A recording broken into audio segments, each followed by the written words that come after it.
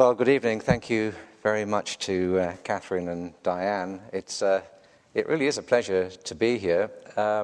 It's not the first time I've stood at, if not this point, but maybe a point up there, at one of the of several conferences organised by the Institute for the Study of American Evangelicals. Conferences organised by Mark Knoll. I know he's no longer with you here in Wheaton, but a good friend, and it's very nice to be back, as it were, on his turf and on Catherine's turf. My subject tonight is Abraham Lincoln and the Fourth Estate, the White House and the press during the Civil War. I'd be very happy to engage in question, answer, or discussion either immediately after the lecture or in the coffee session that follows, and certainly don't feel you have to inhibit your questions to the theme of my talk tonight. In October 1861, 6 months into the Civil War, the anonymous correspondent of a Midwestern newspaper, the Missouri Republican, reported from Washington, D.C. He wrote, "There has never been an age so completely enthralled by newspapers as this. Their utterances meet with an attention absurdly out of proportion to their importance. You meet at a hotel table a seedy individual with dubious linen, and he airs his ideas of the situation to the disgust of all his auditors. In the morning, he prints those ideas in a newspaper article, and the same people who snubbed him the night before now read him with grave seriousness and imagine they are grasping the embodied thought of the 100,000 subscribers of the journal." The correspondent's remarks remind us that the American Civil War created an unprecedented demand for news. The newspaper's expanding circulation gave the northern metropolitan press, in particular, the financial capacity to support scores of full-time war correspondents, while the advance of the telegraph opened the door to on-the-spot reporting from the field. City editors published extra editions to bring readers the most up-to-date news, delivering scoops that would steal a march on their competitors. And thousands of local papers around the country reprinted the first-hand accounts of the big city presses. Artists, photographers, and engravers, in the pages of the graphic weekly publications like Harper's Weekly, made the front line a visible reality in drawing rooms and parlours. The so-called sensationalizers of the popular press seized their chances too. The Civil War marked a watershed in American journalism. There's another reason for drawing attention to the remarks of the correspondent of the Missouri Republican. Their author was none other than John Milton Hay, Abraham Lincoln's brilliant young assistant secretary. By the time he penned this essay, Hay had already written many anonymous dispatches. Lincoln had first taken him on to help with the avalanche of correspondence prompted by his own nomination as the Republican presidential candidate in May of 1860. Once he was established in the White House, Hay wrote for the New York World and began to send reports to the Missouri Republican. And he also wrote editorials for the Washington Chronicle and the Washington National Republican. Hay acted as an assistant to Lincoln's Bavarian-born personal secretary, John George Nicolay, who, like Hay, was no journalistic slouch and wrote editorials on Lincoln's behalf. Nicolay learned his trade at the Free Press in Pittsfield, Illinois, where he worked his way to become editor and owner of what he made a staunchly anti-slavery paper, through which he helped to forge a new Illinois political force, the Republican Party, committed to preventing the westward spread of slavery. Lincoln benefited from Nicolay's energetic editorial support in his pursuit of the presidential nomination. And in appointing Nicolay and Hay, skilled journalists, Lincoln signaled the importance that he attached to the press in winning and wielding power. How an American wartime president used the mass media is an apposite topic for our own times. But my aim here is to consider a subject intrinsically important, one which, given the sheer mountain of scholarship on the 16th president, suffers from a comparative and remarkable neglect. But Lincoln's papers burst with the evidence for a systematic study, one far more substantial than I can lay out here tonight. But what I can do is to address some of the key issues. I want to look at Lincoln's understanding of newspapers' political role in the world's first mass democracy, his relationship with the editorial corps, his wartime administration's use of newspapers as political weapons, and the degree of control he sought to exercise over the Fourth Estate. Now, in addressing these questions, it's all too easy to lose sight of an essential fact: that past practice offered Lincoln no adequate guide to meeting the unique challenge of a civil war. No previous leader in history, not just American history, in history, had faced the task of sustaining an administration in a mass democracy during a war that mobilized well over 1 million of its citizens. While 1 out of every 20 of the loyal states' population was serving in a federal uniform, open political debate and competitive elections continued throughout the Union, and the political presses mostly continued to roll. The partisan management that had characterized most American presidents' approach to the newspapers since the 1820s, in the 1820s with the arrival of universal white male suffrage and the arrival of the new steam press, most American presidents' approach to the newspaper since then was not obviously the best way of persuading and mobilizing broad-based support in time of civil war. So Lincoln's response to this challenge tells us a good deal about his leadership. And this, I think, also has a bearing on the enduring issue of how democratically elected leaders should communicate with those that they govern. Now, Americans of the Civil War era read more and cheaper newspapers and enjoyed a greater choice of titles than the citizens of any other nation in the world. Their staple fare was the party political sheet. There was an independent commercial press which was finding a growing market at mid-century, but the public's favorite diet was the partisan newspaper. Political editors not only affirmed their party's ideals, but supported the day-to-day campaign activities and organizational needs. The editor who specialized simply in soaring rhetoric or in hatchet editorials was doing only a small part of his job in an era when mass democratic parties succeeded only through organization and systematic effort. So invariably, each state capital, and usually each county seat and market town, had its Republican and Democratic organs, while the party's leading editors in New York and Washington exercised a regional and even national influence. Editors were party insiders. They ran candidates. They encouraged bandwagons. They spoke on the stump. They chaired public meetings. They acted as delegates to nominating conventions. Very different from today.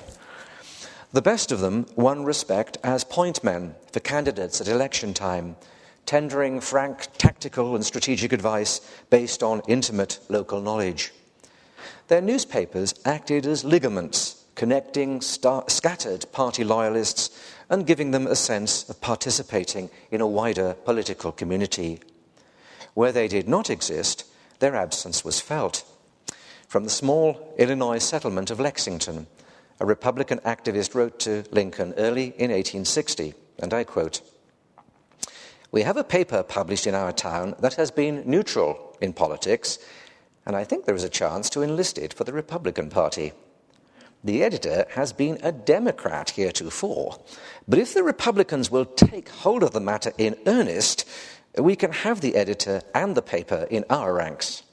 And Smith asked for Lincoln's help in securing what he deemed were election essentials: a committed party sheet and an energetic editor. Well, Lincoln needed no small-town political captain to tell him just how powerful editors could be. He'd always worked hard at cultivating them. When, early in 1856, he saw that the time was ripe for a new state party that would fuse the opponents of slavery's spread westwards, he moved to endorse a conference of Illinois anti-slavery editors at Decatur. He was the only non-journalist present, but he led in drafting the Declaration of Principles, after which he was the subject of a toast to the next United States Senator. Later, Lincoln secretly purchased the struggling Springfield, Illinois Staatsanzeiger to champion the Republican cause amongst German Americans. Lincoln's engaging with the networks of Republican editors would prove key to his advance to the presidency in 1859 and 1860. He met out-of-state newspaper requests for an autobiographical sketch. He used his influence with the Chicago Tribune to elicit an extravagant editorial urging his nomination. I just quote his request to the press and Tribune. This is in 1860. Lincoln said he was not in a position to be hurt by not getting nominated on the national ticket, and I quote here, "but I am where it would hurt some for me not to get the Illinois delegates. Can you not help me a little in this matter, in your end of the vineyard?" The Tribune obliged, as I say, with an extravagant editorial urging his nomination, and I quote, "as a man of great breadth and great acuteness of intellect," and they went on, "of great executive capacity," which was really stretching it when his law office, I guess, was the only experience of executive authority he'd ever had, and it was a pretty inefficient operation.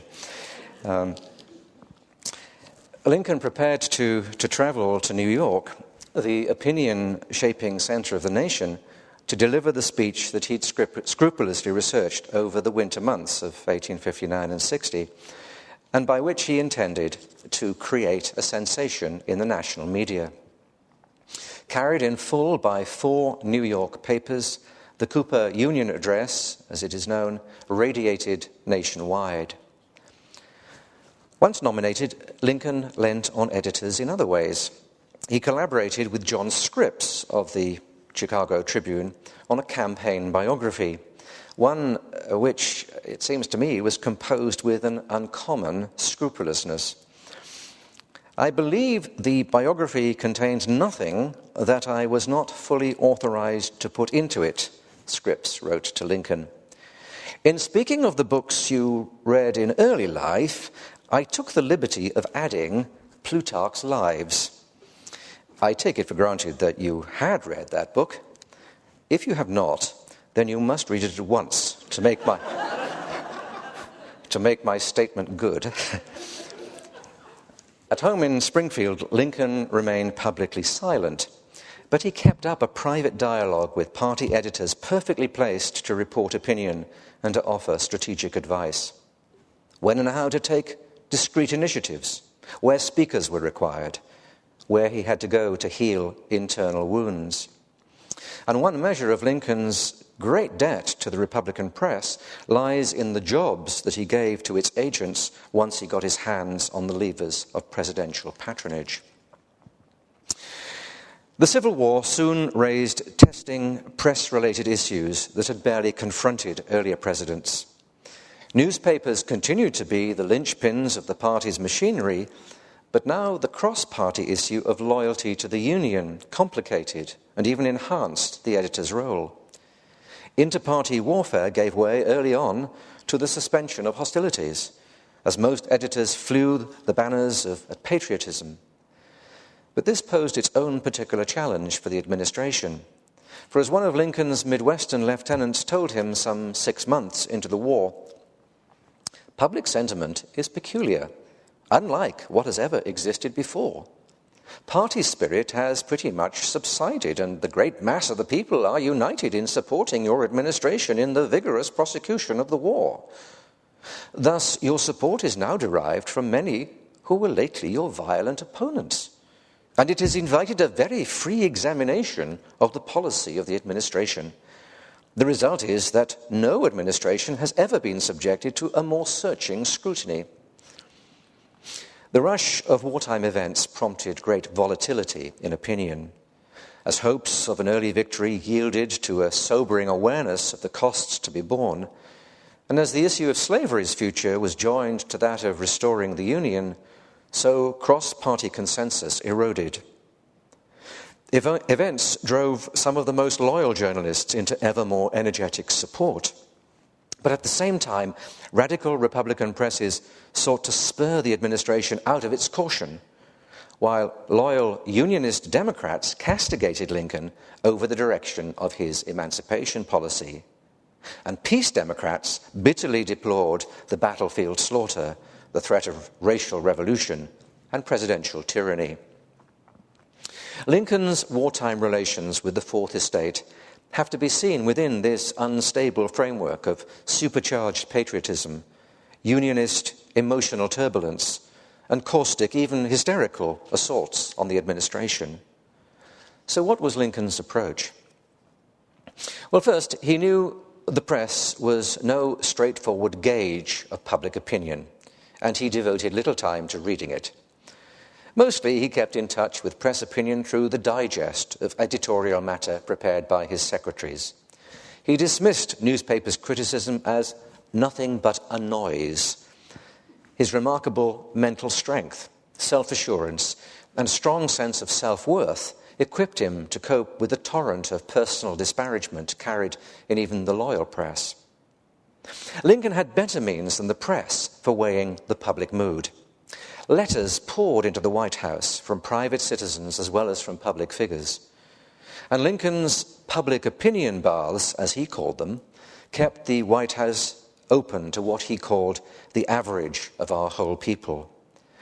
It was by this more intimate route, not through foghorn editorials, that Lincoln weighed the advice of the Union's influential pressmen.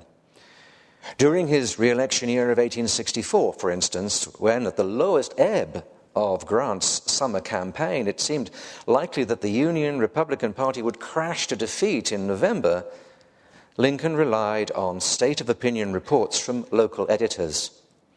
None was more influential than party chairman Henry Raymond of the New York Times. Consulting editors countrywide, Raymond, reported gloomily to Lincoln, "The tide is strongly against us." And Lincoln came close to embracing Raymond's solution, which was to send a peace commission to Richmond, making reunion but not emancipation the basis of negotiations, to show he was not deliberately protracting the war. Lincoln came close to that, but didn't, in fact, act in that way. He stood firm on emancipation. If Lincoln put limits on the value of the press as a means of fathoming public opinion, he did esteem its indispensable power as a medium of public persuasion. There was, he said, no one readier than he to acknowledge the newspaperman's, and I quote, tremendous power for both good and evil. The serious setback suffered by the administration in the midterm elections of 1862, Lincoln attributed in large part to the press, and specifically his own Republican sheets. Once it became clear that the war would be protracted, Lincoln knew that superior military force would not alone secure victory. Essential to the Union's success was the nourishing of popular patriotism. The North's advantage in resources and its success in preventing the internationalizing of the war were necessary but insufficient conditions for holding the nation together. Without a regenerating patriotism during this extended trial of war, the Lincoln administration would have foundered on the rocks of war weariness, as both Confederates and Northern peace Democrats confidently expected. Given this imperative, what Lincoln chose not to do is noteworthy. He did not, despite encouragement, follow 30 years' custom by establishing a so-called administration organ. Neither did he succumb to pressures to take draconian measures against the dissenting press. So let me consider briefly these two roads not taken. An administration organ had been a near constant feature of presidential rule since Andrew Jackson's day, when the Washington Globe acted as a mouthpiece for Old Hickory. President Polk followed this route, as did Presidents Franklin Pierce and James Buchanan, though less effectually. But Lincoln ditched the practice, even though it seemed to some during the darkest days of war, and I quote, that the establishment at Washington of a newspaper, of a government organ, would be of incalculable benefit in restoring and preserving harmony of sentiment between the administration and the people. Surely, the author asked, this was Edwin Cowan, the senator from Pennsylvania, surely at a time like the present one, one would be invaluable to calm the agitations of the public mind by giving a standard of belief.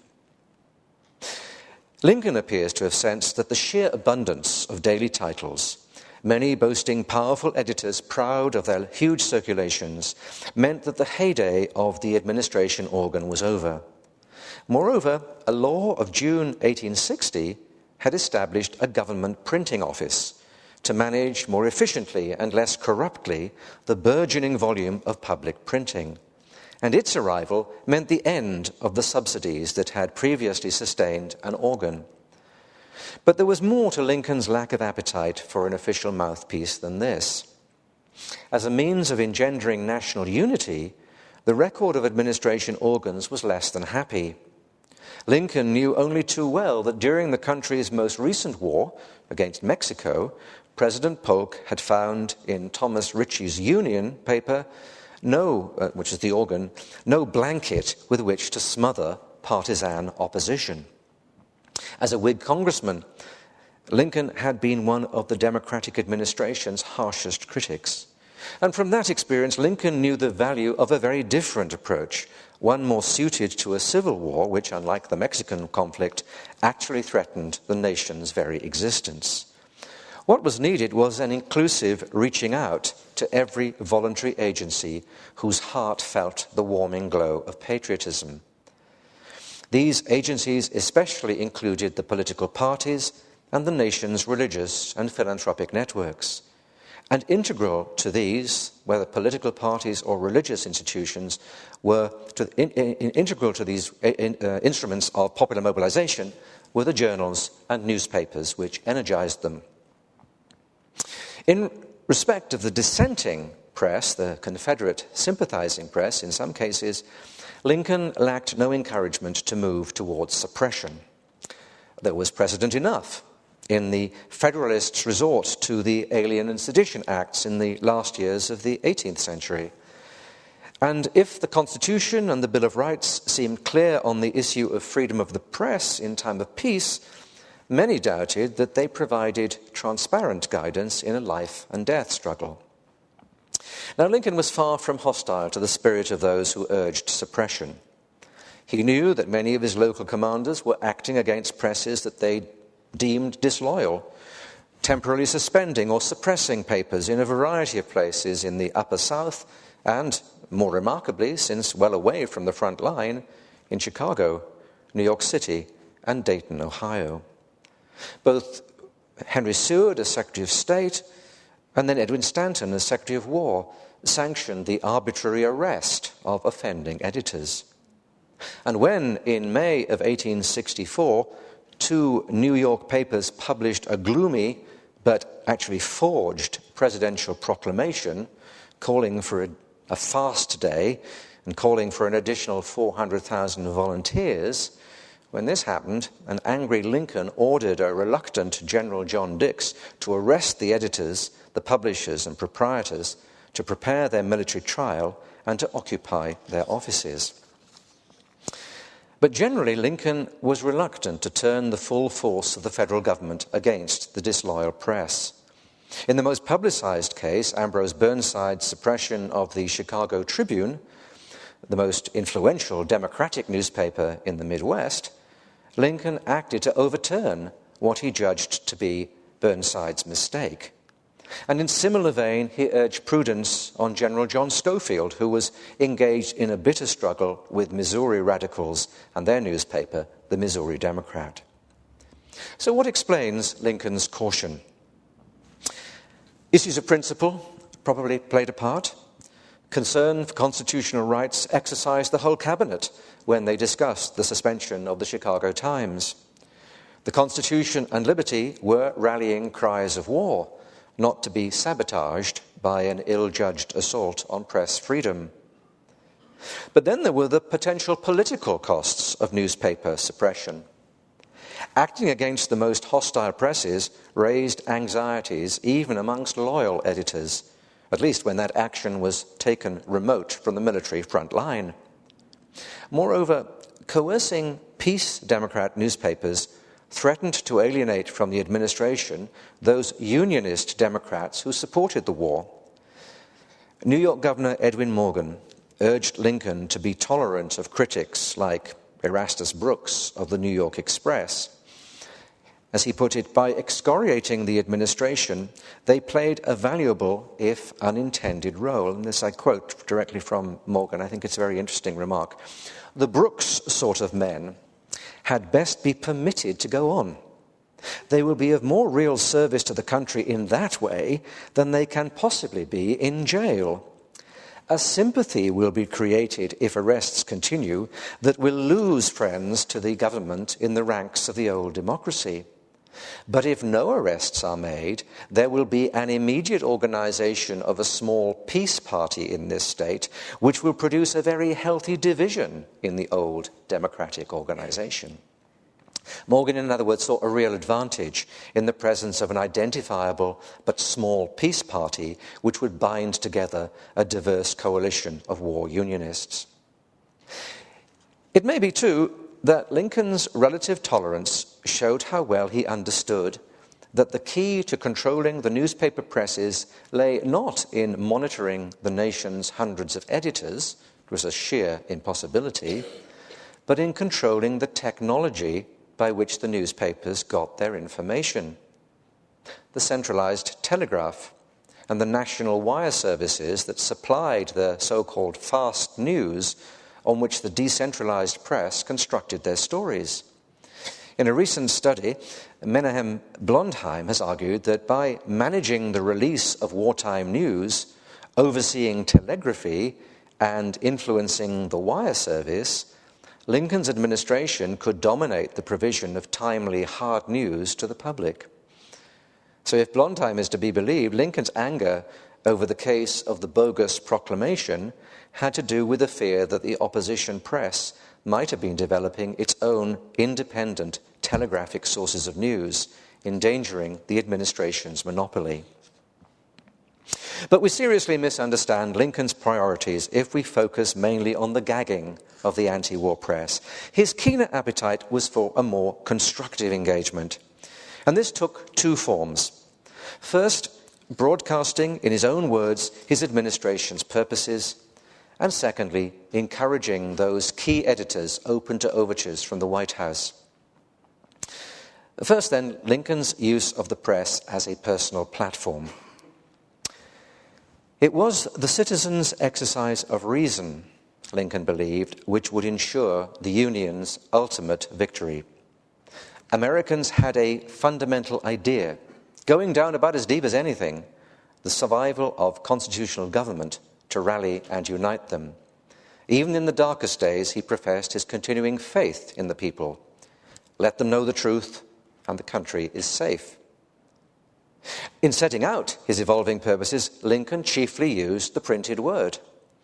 Before the war, he'd relished public speaking, but now he lacked the time and the opportunity.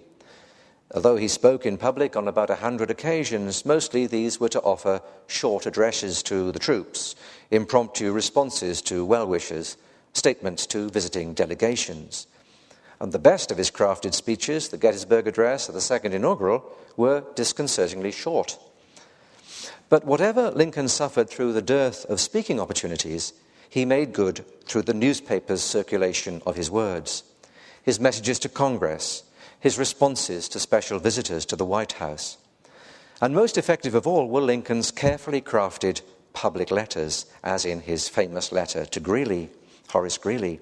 Each of these was skillfully designed to rally opinion or to prepare it for imminent changes in key areas of policy, whether emancipation or black troops or conscription policy or civil liberties. Lincoln, the author, used the press with confidence. He was not slow to correct a story. He knew the value of brevity and wit in making a serious point, as when he supplied the Washington Daily Chronicle with his reply to a Confederate woman who sought the release of her husband, a prisoner of war, on the grounds of his piety. Lincoln wrote this, and he got it placed in the Daily Chronicle under the title that he gave it of Lincoln's, the President's last, shortest, and best speech. Last, of course, meaning latest. And it read as follows. This is a section. You say your husband is a religious man.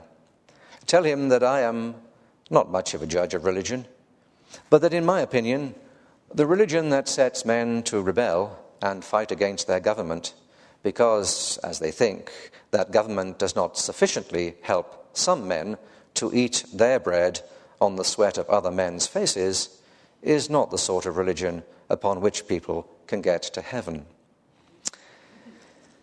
The pre-presidential Lincoln had taken unusual care to ensure his words were accurately reported.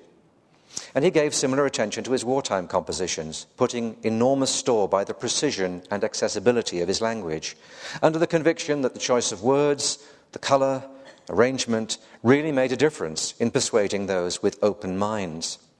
Sometimes his metaphors got the better of him, as in the letter to James Conklin, with its allusion to the Navy as Uncle Sam's web feet, which was disconcerting, certainly for John Hay, his young secretary, who thought this was really just not the sort of language the president should be using.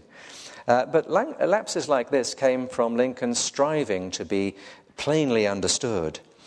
He said, the house divided metaphor because it was a metaphor, an allusion which everyone understood. Horace Greeley, no instinctive admirer of the president, acknowledged his shrewdly homely way of putting things. Sometimes Lincoln found greater eloquence in silence. His capacity to bite his tongue or to stay his writing hand was a temperamental trait, akin to his aversion to quarrelling, which he deemed an unprofitable expense of spirit. Though he was very much disturbed by the charge that was levelled widely in the Democratic press during the 1864 that he had asked his friend Ward Hill Layman to sing a comic Negro song while they toured the Antietam battlefield in a buggy, there's a story and an allegation that was widely spread in the press. Despite that, Lincoln eventually decided not to issue the denial that he had prepared for fear of adding fuel to the flames. It was an entire misrepresentation of what had gone on, of course. Even when Lincoln stayed his writing hand, however, there were other White House pens at work. Lincoln surely knew about this exercise in what we might call original spin. Hay's upbeat anonymous reports were in sharp contrast to the sober musings of his diary. In the newspaper reports, for example, the Missouri Republican, Lincoln appears as a president blessed with a broad vision, a genius for reading the public mood, and has a fundamentally united cabinet. At the very time that Hay was privately lamenting George McClellan's dismissive arrogance towards Lincoln, his public articles made much of, and I quote, the perfect rapport between the civil and military authorities. He told the public that the fight for constitutional liberty in the Western world would be bound to succeed since, and I quote, God and the heaviest artillery, justice and a fat larder are all on one side. Let me now turn as to how Lincoln dealt with the broad range of leading Unionist editors, those who his colleague James Speed had warned were the most dangerous of all friends. In general, Lincoln mixed forcefulness with sensitivity. He avoided turning the White House into a suppliant of the press, but remained alert to the sensibilities and often acute amour-propre of individual editors and to the spectrum of political constituencies they purported to represent. Lincoln signalled the balance of the relationship by admitting no reporters to cabinet meetings, a break with the practice of what John Hay called the bad old days when Buchanan was president and enterprising correspondents would stroll unabashed into the very presence of Republican royalty and confidently demand an item. Lincoln exercised further control by allocating lucrative government printing contracts to selected Republican papers and held out the prospect of well-paid jobs at home and abroad. Now, it's possible to identify three broad political types with which the White House chose to engage. Those newspapermen robustly loyal to the administration, those, both radical and conservative, whose broad loyalty to the Union didn't stop them questioning and criticizing an administration which they wanted to support, and those, thirdly, whose democratic loyalties or eye for commercial opportunity or both kept them at a distance from the administration, but were not so irredeemably hostile as to seem beyond conversion. Although there was no administration newspaper, Lincoln had several admiring editors and journalists on whom he could rely. The young Noah Brooks of the Sacramento Daily Union, for instance, or Simon Hanscom of the Washington National Republican. Lincoln used these men to lower expectations when he thought the public were too sanguine, or to rally sentiment in the aftermath of defeat. None was more loyal than John Forney of the Philadelphia Press. This became an informal White House mouthpiece. It staunchly defended the president's handling of civil liberties, and in July 1862 made a remarkable about-turn in support of emancipation, not an accident.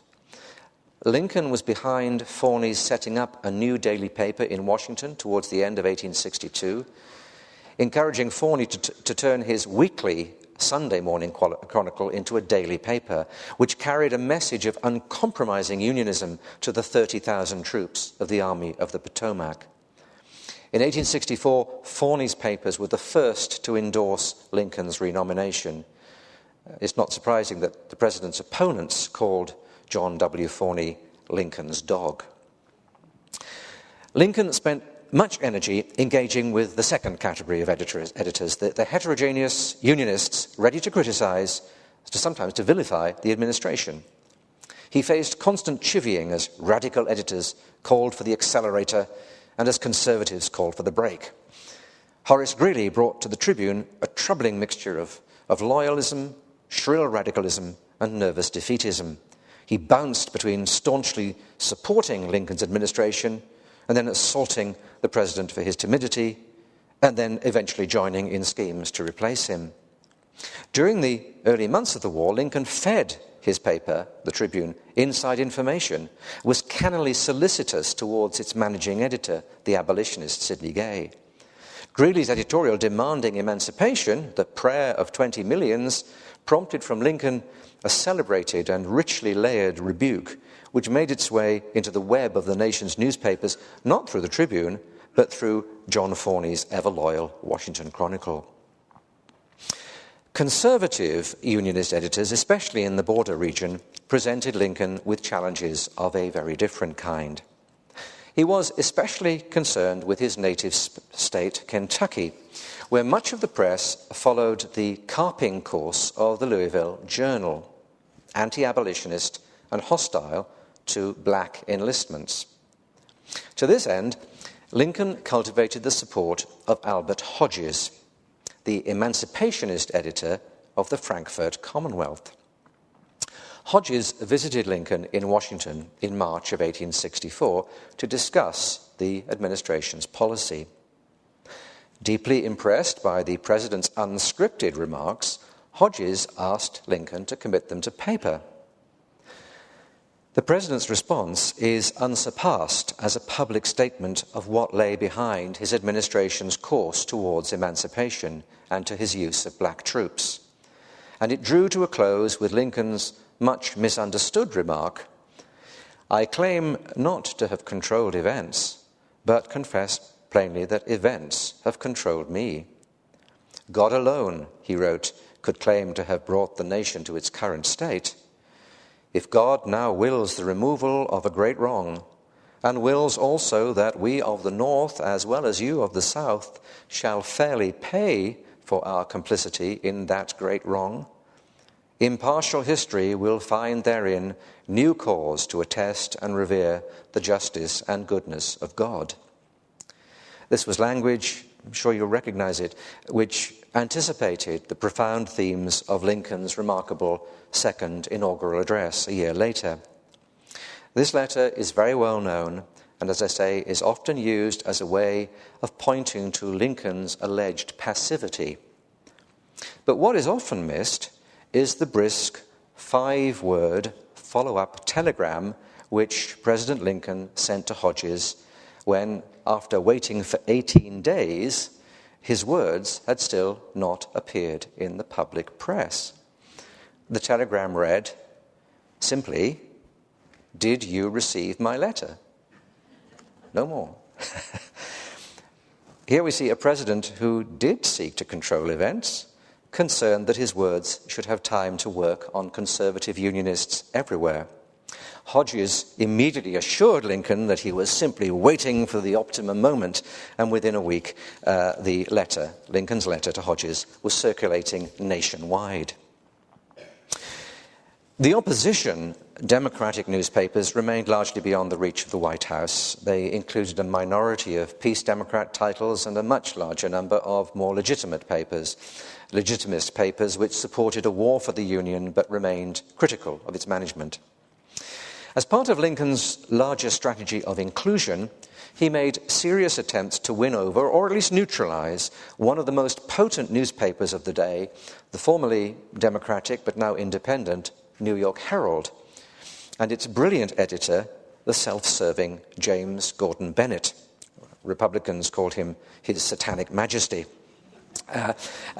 which is a phrase which recognizes the real harm that he could inflict on Lincoln's administration.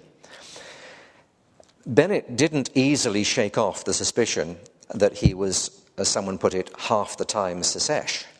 But Bennett personally assured Lincoln of his loyalty to the Union. However, as Lincoln moved in a more radical direction, the Herald became a bitter critic and in 1864 looked to replace Lincoln with Grant. To prevent Bennett championing the Democrats' presidential candidate, McClellan, Lincoln offered Bennett, who hungered for social recognition, he offered Bennett an ambassadorial post in France. And although it was a position the Scotsman would eventually decline, it was not before he had moderated his virulent hostility towards the president and focused his disdain equally on McClellan. Lincoln's inclusive approach to harnessing the press found other expressions. He encouraged advocates of the Union cause in Britain. He cherished the support of German-language papers. He recognized the range and power of the religious press. Notable here was the potent Congregationalist weekly, the New York Independent, whose radical strictures made the paper a thorn in the administration's side.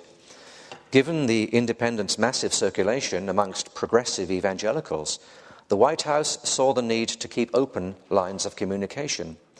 Its editor, Theodore Tilton, was one of those most active in 1864 in seeking to replace Lincoln.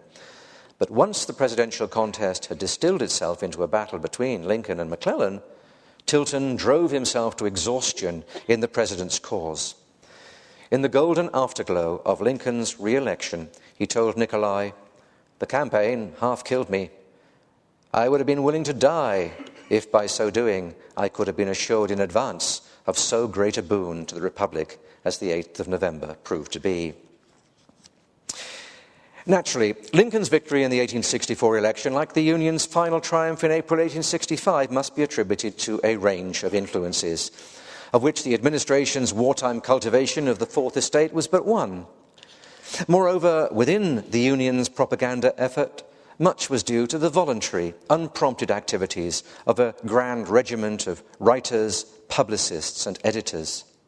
But no single individual did more to shape their message than the president himself. 3 distinctive features characterized Lincoln's approach. First, we must note prudent but enterprising intervention. Of the pre-war Lincoln, Billy Herndon, his law partner, wrote, "He was always planning ahead. He never overlooked a newspaper man who had it in his power to say a good or bad thing about him." In wartime, a similar calculation surfaced in the care with which Lincoln sought to broadcast his own words and to restrain, manage, or encourage editors as the circumstances demanded. And there's no more striking example of this than an episode in May of 1864. In that month, the supreme body of the Methodists, the Methodist General Conference, was meeting in Philadelphia. And it appointed 5 ministers to deliver a loyal address to the president. Lincoln, with the party's nominating convention imminent, asked for an advance copy. On arrival, the deputation were received not only by the president, but by his senior cabinet members. The president stood straight as an arrow, as one of the deputation, Granville Moody, described it, straight as an arrow as he listened to the Methodist's statement, and then took out his own carefully prepared response. In 5 short sentences, he thanked them, endorsed their sentiments, ensured that other churches would take no offense, and then flattered them as the most important of all denominations. It is no fault in others that the Methodist Church sends more soldiers to the field, more nurses to the hospitals, and more prayers to heaven than any. Returning to their general conference, proudly bearing a signed copy of the president's words, the ministers were disconcerted to discover a full account of the meeting was already in the daily papers. The White House had telegraphed the story to Philadelphia, where it had gone into type even before the committee had left Washington. Lincoln's reply, of course, was designed not only for his 5 visitors, but for the other 7,000 ministers and nearly 1 million members of the largest, most influential church in the land. Secondly, the words Lincoln composed with newspaper dissemination in mind were marked by clarity and spareness in language, by continuity and consistency in the message, even as the war aims evolved to embrace emancipation, and by faith in his understanding of his audience. If part of that appeal was to Americans' patriotic, romantic vision of the nation's future as the last best hope of earth, it was equally an appeal couched in the plain language of reason and logic. Lincoln avoided the demagoguery of his Democratic opponents. He declined to trade in name-calling and in visceral appeals to fear. His hallmark was the appeal to the understanding, the hopes and the aspirations of his readers.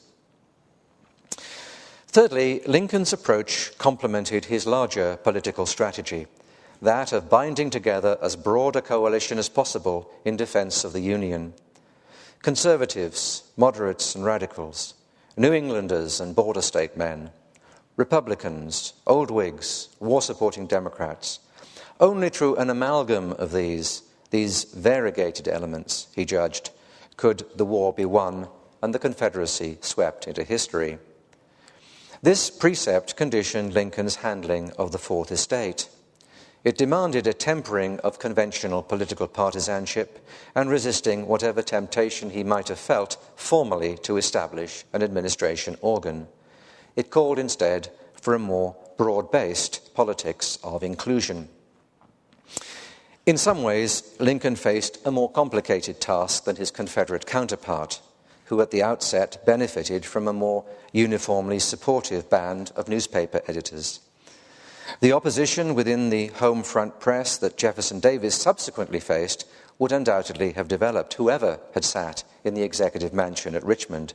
But Davis seems to have done little to exploit the influence of well-disposed editors. Lincoln's modus operandi compares well with his opposite numbers. Lincoln's was an achievement that had much to do with pursuing an inclusive strategy, speaking in a language carefully chosen and strikingly plain, appealing to the intellects of his fellow citizens as well as to their hearts, and feeding not their fears, but what he famously labelled the better angels of their nature. Thank you.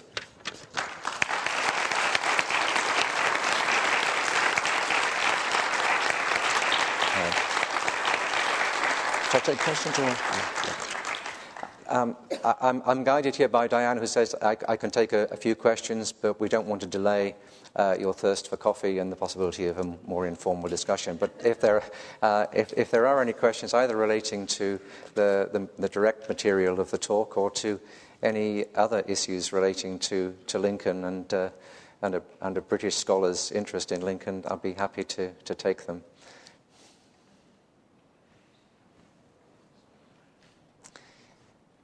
I think coffee is calling. Oh, there is one. I have a random question. It doesn't have to do with what you were just talking about. Did Lincoln have any especially favorite books? I mean, I assume he read kind of the staples like the Bible. Yeah, he did have some favorite books, and I think the handout that is available lists a number of them. But you're right. And Lincoln didn't read particularly widely. He read, but he read deeply and he reread. There were three books that he read frequently and quoted from frequently during the war: the Bible, Shakespeare, and the papers of Petroleum v. Nasby. How many of you present have heard of Petroleum v. Nasby? Yes, a very small minority. The Bible needs no explanation, but it is true that he had recourse to the scriptures frequently through the war. So many of his visitors describe finding him reading the Bible. On one occasion, Elizabeth Keckley, Mary Lincoln's assistant seamstress, crept behind Lincoln to see what it was that he was reading. He was reading the Bible, but he was reading in the book of Job. He certainly read the Psalms regularly. I think he probably read more in the Old Testament than the New, but by no means restricted to the Old Testament. It was evident from the passages that he quotes in the Second Inaugural. So the Bible is certainly central to his reading. Shakespeare has been an element of his reading since boyhood. One of the books that he will have encountered, he didn't have much schooling, but what schooling he had acquainted him with a collection of speeches, great rhetorical moments, as it were, a number of Shakespearean passages in that collection, as well as passages from history as opposed to fiction. He learnt passages of Shakespeare early in life, but he went on reading and quoting. And John Hay talks about how Lincoln will come into his, John Hay's, bedroom Lincoln will be in his nightshirt, and he'll come in and he'll just deliver soliloquies from Macbeth or from Richard III. Hay wants to go to sleep, but Lincoln can't sleep, and he wants to deliver these. So there's Shakespeare. We presume he must have read Plutarch's Lives as well at some point. But let me just say a word about Petroleum v. Nasby. David Ross Locke, a journalist, an Ohio journalist, a progressive anti-slavery voice, an editor, a Republican, founding Republican, constructs a fictional creation who is a copperhead, drunken, lying, cheating, office-seeking pastor of the Church of the New Dispensation. And he delivers letters and sermons in the form of diatribes against the Lincoln administration and in favor of a racial order which permanently consigns African Americans to the inferior position and which justifies slavery. Now, it's vicious and pungent satire, and it's not read very much these days because the language is so coarse. It's rather sort of offensive to the modern eye and ear. It is in my view, a deeply moral text. It's very, very funny, but it's also deeply moral. Lincoln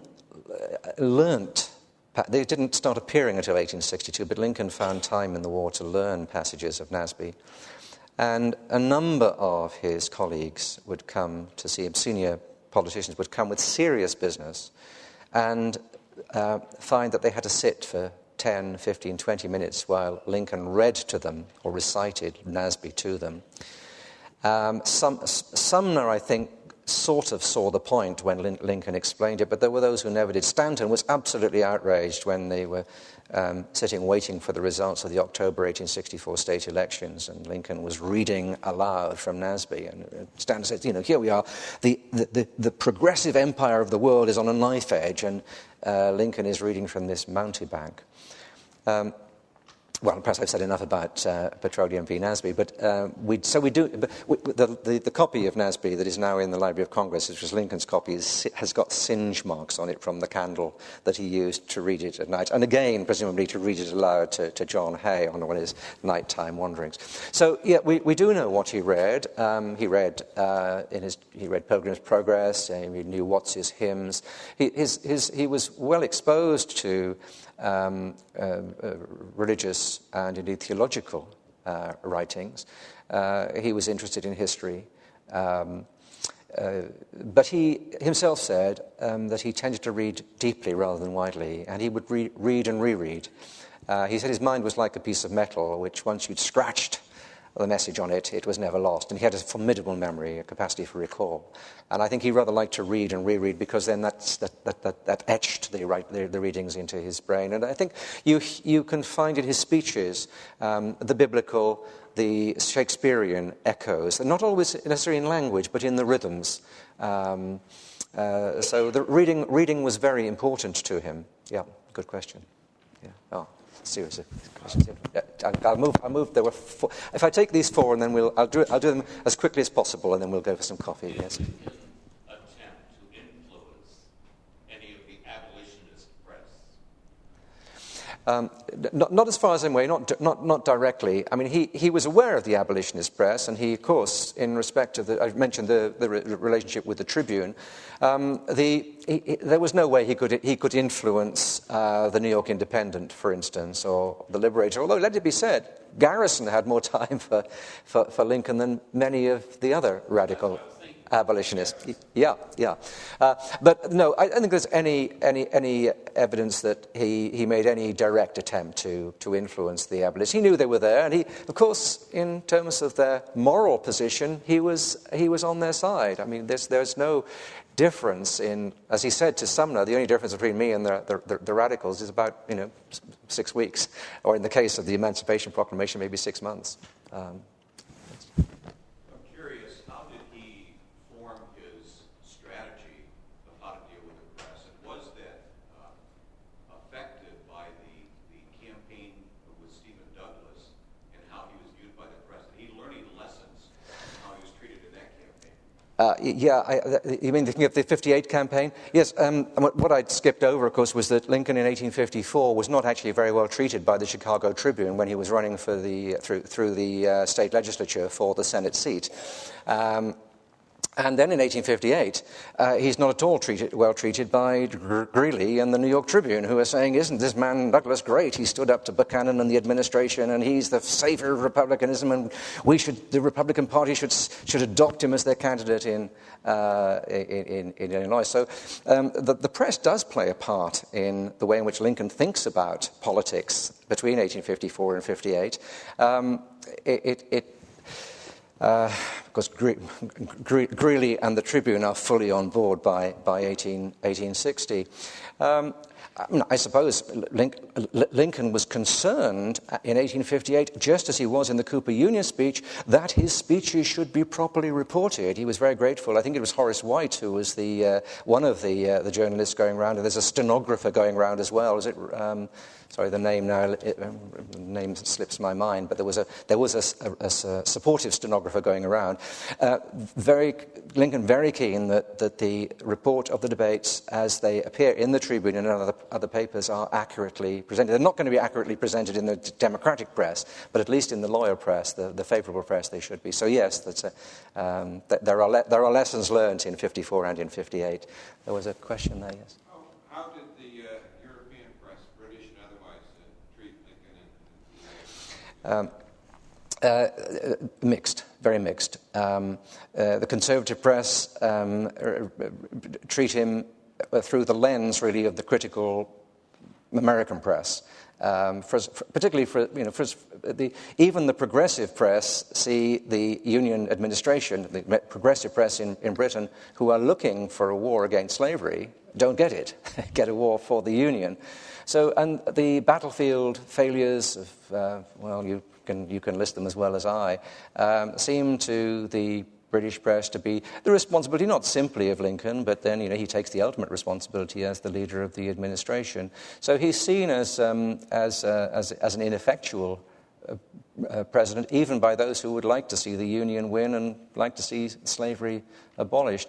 And of course, there are some particularly pungent cartoons of Lincoln appearing in wartime in Punch. So which makes all the more remarkable the extraordinary outpouring of grief when Lincoln is assassinated, and that's genuine, and it's amongst ordinary people. Of course, there's a huge book of condolences, of messages of sympathy, which the State Department produces in 1865-66, messages coming in from all around the world. Of course, a number of those are from governments, but mostly it's from groups of ordinary people, working men's associations, temperance societies, anti-slavery societies, progressive women's societies. Really very impressive and heartbroken at Lincoln's death. So by the end of the war, it is quite clear that Lincoln has a huge popularity, huge sympathy amongst ordinary folk, even if the press, which of course in Britain too has a partisan, a sort of political feel to it, so that they're adopting positions less on the hard evidence than on their sort of ideological, in respect to their ideological positions. There was just one. I'll take one more question. I think my organizer here wants us to go. Yes. I understand that in an attempt to guide his generals, Lincoln tried to educate himself in military strategy. Yeah. Comment on his readings. And that was certainly some of the reading that he did in wartime, and there are checkbooks out of the Library of Congress. Yes, and Lincoln was.